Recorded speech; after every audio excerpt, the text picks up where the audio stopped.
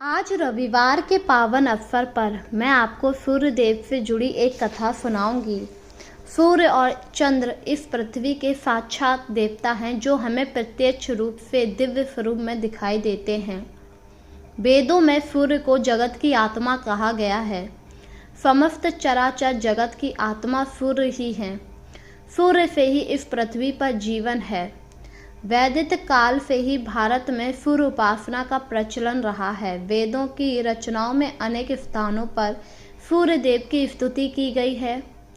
पुराणों में सूर्य की उत्पत्ति, प्रभाव, स्तुति, मंत्र इत्यादि विस्तार से मिलते हैं। तो आइए हम आपको बताते हैं सूर्य देव की उत्पत्ति कैसे हुई थी। मार्कंडेय पुराण के अनुसार सबसे पहले संपूर्ण जगत प्रकाश रहित था। उस समय कमल योनि ब्रह्मा जी प्रकट हुए। उनके मुख से प्रथम शब्द ओम निकला, जो सूर्य का तेज रूपी सूक्ष्म रूप था। तब पश्चात ब्रह्मा जी के 4 मुखों से 4 वेद प्रकट हुए, जो ओम के तेज में एकाग्र हो गए। ये वैदिक तेज ही आदित्य है, जो विश्व का अविनाशी कारण है। ये वेद स्वरूप सूर्य ही सृष्टि की उत्पत्ति, पालन व संहार का कारण है। ब्रह्मा जी की प्रार्थना पर सूर्य ने अपने महातेज को समेट कर संकल्प तेज को ही धारण किया। सृष्टि रचना के समय ब्रह्मा जी के पुत्र मरीच हुए, जिनके पुत्र ऋषि कश्यप का विवाह अदिति से हुआ।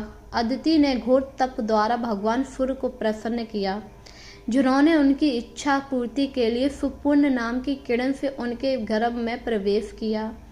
गर्भ अवस्था में अदिति चंद्रायण जैसे कठिन व्रतों का पालन करती थी, जिस पर ऋषि राज कश्यप ने क्रोधित होकर अदिति से कहा, तुम इस तरह उपवास रखकर गर्भ में ही क्यों शिशु को मारना चाहती हो। यह सुनकर देवी अदिति ने गर्भ के बालक को उदर से बाहर कर दिया, जो अत्यंत दिव्य तेज से प्रज्वलित हो रहा था। भगवान सूर्य शिशु रूप में उस समय गर्भ से प्रकट हुए। अदिति को मर्चिंड अंडम कहा जाने के कारण ये बालक मातंग नाम से प्रसिद्ध हुआ। ब्रह्म पुराण में अदिति के जन्म से सूर्य के अंश को विवस्वान कहा गया है। इस प्रकार सूर्य देव का जन्म हुआ। इसी के साथ अगर आप रविवार वाले दिन सूर्य देव की कथा का पान करते हैं तो इससे सूर्य देव आप पर प्रसन्न होते हैं। कहते हैं व्रत रखने के बाद आपको सूर्य देव की कथा अवश्य पढ़नी चाहिए। किसी गांव में एक बुढ़िया रहा करती थी। बुढ़िया बहुत ही गरीब थी, पर वह सूर्य देव की बहुत बड़ी भक्त थी। प्रति रविवार को उठकर पूरे घर को लीप कर सूर्य देव को जल अर्पित करना उसका स्वभाव था। वह कई सालों से ऐसा करती आ रही थी और इसमें कोई भी विघ्न ना पड़े, वह इस बात का भी ध्यान रखती थी, क्योंकि उसका मानना था जिस दिन उसकी पूजा में विघ्न पड़ेगा उस दिन सूर्य देव उससे रुष्ट हो जाएंगे। उसके भक्ति भाव को देखकर सूर्य देव भी काफी ज्यादा प्रसन्न थे। बुढ़िया हर रविवार को आंगन लीपकर अपने सूर्य देव का व्रत रखती थी और कथा का पान करती। उसी के पड़ोस में एक दंपत्ति रहा करता था। दंपत्ति की औरत उस बुढ़िया से काफी ज्यादा जलती, क्योंकि बुढ़िया सुखपूर्वक अपना जीवन व्यतीत कर रही थी, जो उस दंपत्ति की औरत को बिल्कुल भी अच्छा नहीं लग रहा, क्योंकि वह लोग भी पूजा पाठ किया करते थे, पर वह लोग इतने सुखी नहीं थे जितनी बुढ़िया थी। एक दिन उस दंपत्ति की औरत ने देखा बुढ़िया रविवार दिन उठकर व्रत रखती है और सूर्य देव को जल अर्पित करती है, पर ऐसा करने से पहले वह पूरे आंगन को लीपकर साफ करती है, स्नान करती है। यह सब देखकर दंपत्ति की औरत को सारी बात समझ आ गई और उसने निश्चय किया कि वह अगली बार से बुढ़िया को ऐसा करने ही नहीं देगी, क्योंकि बुढ़िया आंगन को लीपने के लिए उसके घर में बंधी गाय के गोबर का इस्तेमाल करती थी, जिससे दंपत्ति की औरत काफी ज्यादा गुस्से में आई और उसने कहा अगले रविवार को वह अपनी गाय को अंदर बांधेगी। तब देखते हैं ये बुढ़िया कैसे अपने आंगन को लीप पाती है। यही सोचकर उसने अपनी गाय को अंदर बांधना शुरू कर दिया। बुढ़िया ने जब यह देखा तो वह काफी ज्यादा दुखी हुई, क्योंकि अब गाय बाहर नहीं बंध रही थी, जिस वजह से उसे गोबर नहीं मिल पाएगा। रविवार का दिन आया। उसने सोचा गाय बाहर होगी। जब वह गई तो उसने देखा गाय अंदर थी। उसे समझ नहीं आया वह क्या करे। मांगने में संकोच किया, जिस वजह से उसने उससे गोबर नहीं मांगा। गांव में इधर उधर देखा तो कहीं भी गोबर नहीं मिला। बुढ़िया काफ़ी ज़्यादा दुखी हुई और घर आ गई। उस दिन बुढ़िया ने अन्न जल ग्रहण नहीं किया, क्योंकि पूजा न कर पाने के कारण वह काफ़ी ज़्यादा दुखी थी। हे सूर्यदेव, आज मैं आपकी पूजा नहीं कर पाऊंगी। मेरे बरसों का तप टूट गया है। अब मुझे जीने का कोई हक नहीं है। अब मैं जीना नहीं चाहती। यह कहकर बुढ़िया ऐसी ही भूखी प्यासी पड़ी रही।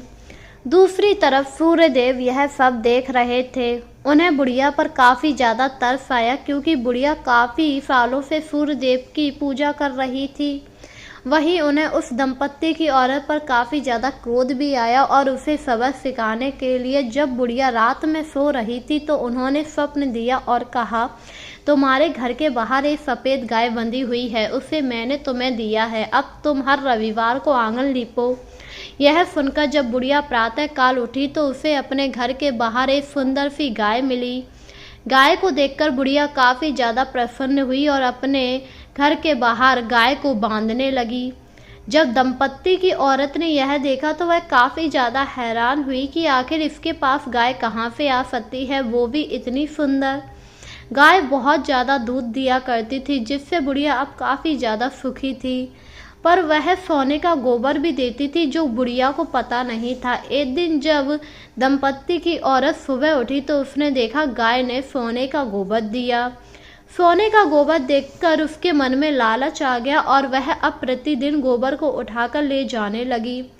जब बुढ़िया उठती तो काफ़ी हैरान होती, क्योंकि उसे गोबर ही नहीं मिलता था और उसने अपने आप से कहा, बड़ी हैरानी वाली बात है, सुबह जब मैं उठती हूँ तो मुझे गोबर ही नहीं मिलता। आखिर गोबर ले कौन जाता है।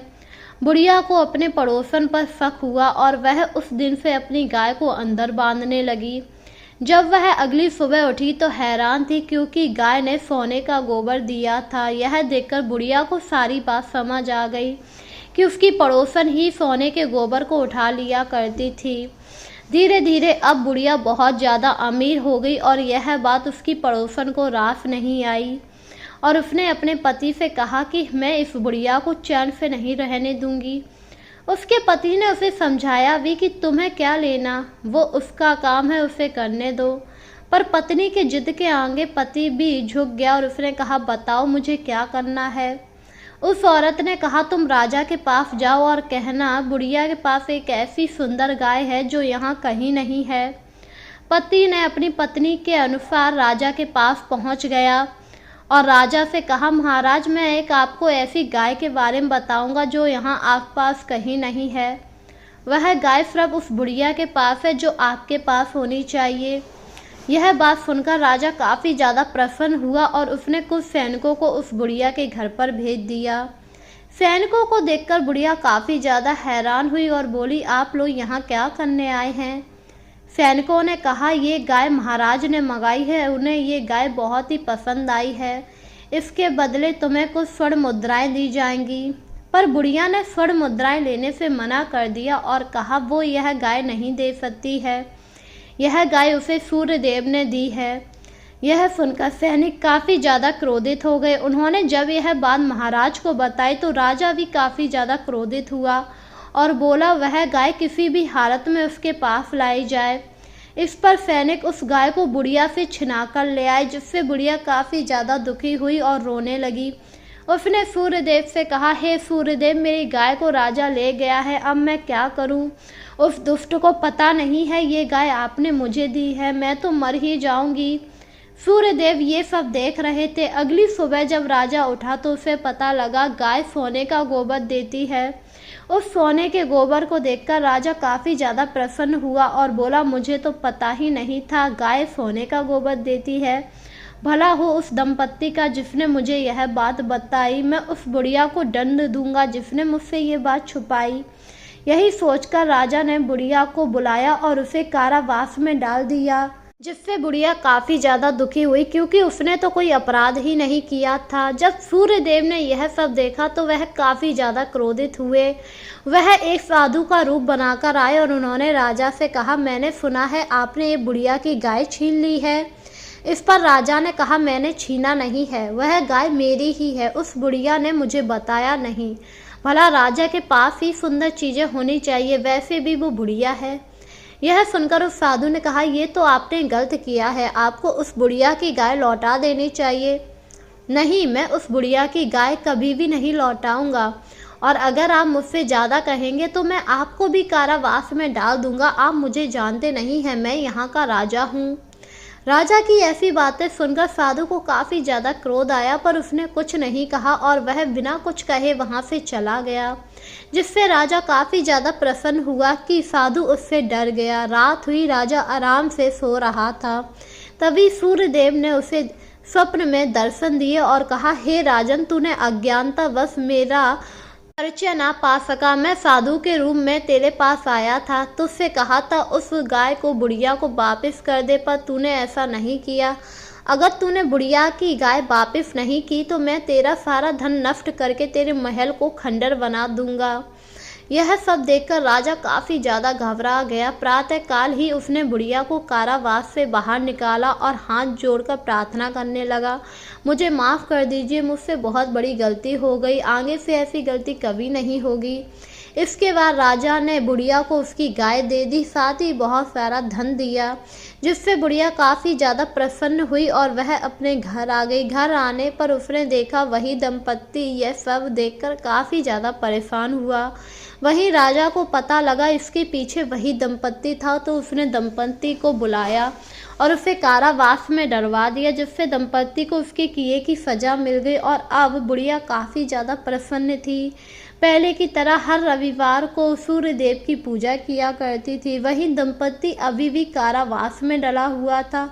उसे कुछ समझ नहीं आ रहा था कि वह यहाँ से कैसे निकले, क्योंकि बुढ़िया तो अब सुखपूर्वक अपना जीवन यापन कर रही है। इस पर दंपत्ति की औरत ने कहा, हमें भी सूर्यदेव की पूजा करनी चाहिए, ये सब उन्हीं के क्रोध का प्रमाण है। अगर हमने उन्हें क्रोधित ना किया होता, उनके भक्त को चोट ना पहुंचाई होती, तो शायद सूर्यदेव हमसे क्रोधित ना होते।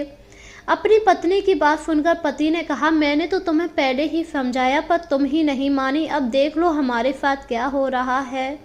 पति की बात सुनकर पत्नी ने नीचे नजरें झुका ली और कहा, मुझे माफ़ कर दीजिए, मुझसे बहुत बड़ी भूल हो गई। मैं उस बुढ़िया से जलने लगी थी, जबकि यह मेरी भूल थी, मुझे किसी से भी जलना नहीं था। इसीलिए अब मैं अपनी भूल को सुधारूंगी और सूर्यदेव की हर रविवार को पूजा करूंगी, नियमित उन्हें जल चढ़ाऊंगी। बस राजा हमें इस कारावास से निकाल दें। सूर्यदेव ने देखा वह लोग मन ही मन सूर्यदेव की आराधना कर रहे हैं। यह सब देखकर सूर्यदेव काफ़ी ज़्यादा प्रसन्न हुए और उन्होंने राजा को स्वप्न में आदेश दिया कि वह उस दंपत्ति को छोड़ दे।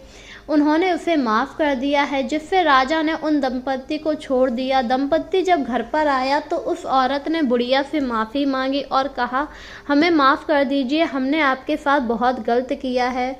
बुढ़िया मुस्कुराई और बोली, मैंने तो कभी तुम्हारी बातों का बुरा ही नहीं माना, मेरे साथ तो हमेशा सूर्य भगवान थे। यह सुनकर दंपत्ति काफ़ी ज़्यादा खुश हुआ और इसके बाद वह औरत भी सूर्य नारायण की पूजा करने लगी। हर रविवार को सूर्यदेव का व्रत रख के कथा का पान किया करती थी। प्रतिदिन सूर्यदेव को जल अर्पित किया करती थी, जिससे सूर्यदेव उससे भी प्रसन्न थे और उसका भी जीवन अब काफ़ी ज़्यादा सुखी पूर्वक बीत रहा था। जब गांव वालों ने यह सब देखा तो गांव वाले काफ़ी ज़्यादा हैरान हो गए। पहले तो बुढ़िया ही सुखी थी, अब तो उसकी पड़ोसन भी इतनी ज़्यादा सुखी है। गांव वालों ने जब उन दोनों से इस बारे में पूछा तो उन्होंने कहा, ये सब सूर्यदेव की कृपा है। अगर आप लोग भी हर रविवार को सूर्यदेव का व्रत रख के कथा का पान करेंगे, नियमित से उन्हें जल चढ़ाएंगे, तो सूर्यदेव आपकी सभी इच्छाओं को पूरा कर देंगे। गांव वालों को जब यह पता लगा तो वह भी हर रविवार को सूर्यदेव का व्रत रखने लगे, जिससे अब सारा गांव सुखी पूर्वक अपना जीवन यापन कर रहा था।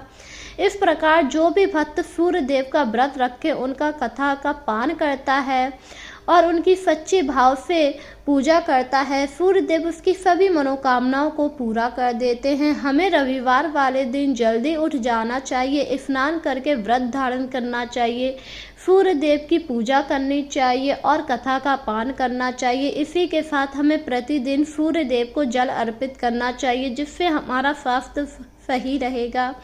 तो बोलिए जय सूर्य नारायण।